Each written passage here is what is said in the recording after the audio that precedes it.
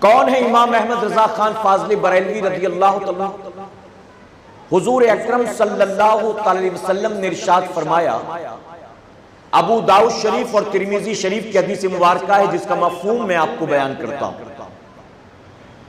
حضور اکرم صلی اللہ علیہ وسلم نے ارشاد فرمایا کہ ہر صدی کے آخر میں رب تبارک و تعالیٰ اپنے ایک ایسے ولی کو پیدا کرے گا کہ جو دین کے اندر موجودہ تمام بدعتوں کو ختم کرے گا اور دین کے چہرے کو سنوارنے کا کام کرے گا۔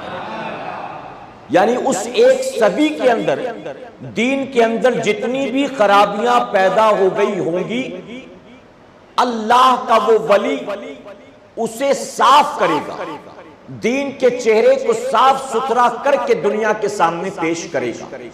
اور میرے آقا صلی اللہ علیہ وسلم نے فرمایا کہ دنیا اسے مجدد کے نام سے یاد کرے گی، یعنی وہ مجدد ہوگا، وہ دین میں تجدید کرنے والا ہوگا، جسے انگریزی میں ریوائیور کہتے ہیں، کہ جو دین کو صاف ستھرا کرے گا، دین کے اندر جو بھی 100 سال کے اندر خرابیاں پیدا ہو چکی ہوں گی ان تمام خرابیوں کو وہ دور کرے گا۔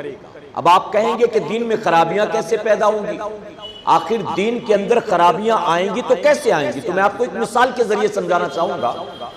اگر میں آپ سے کوئی بات کہوں اور کہوں کہ فلاں کو جا کر یہ میری بات کہہ دینا، یہ میرا پیغام وہاں تک پہنچا دینا، تو یہ ضروری نہیں ہے کہ جو میں نے کہا ہے ایگزیکٹ ورڈ ٹو ورڈ یہ میرا میسج آپ وہاں پہنچائیں۔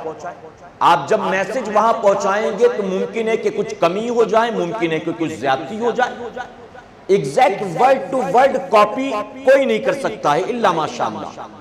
اور اب یہ بات اگر 2 سے 3، 3 سے 4، 4 سے 5 آگے بڑھتی جائے تو اس میں کتنی تبدیلی آئے گی ہم اور آپ اس کا اندازہ نہیں لگا سکتے۔ تو میرے پیارے آقا علیہ الصلوۃ والتسلیم کے پیروانوں، اسی طرح سے 100 سالوں کے اندر دین کے اندر کتنی تبدیلیاں آ چکی ہوں گی، کتنی نئی نئی چیزیں پیدا ہو گئی ہوں گی، ہم اور آپ یعنی عام آدمی اس کا اندازہ نہیں لگا سکتا۔ یہ کام کون کر سکتا ہے؟ اس کا اندازہ کون لگا سکتا ہے؟ ہم جو کچھ کر رہے ہیں بحیثیت مسلمان، ہمارا وہ عمل کیا قرآن و سنت کے مطابق ہے، یہ جج کون کرے گا؟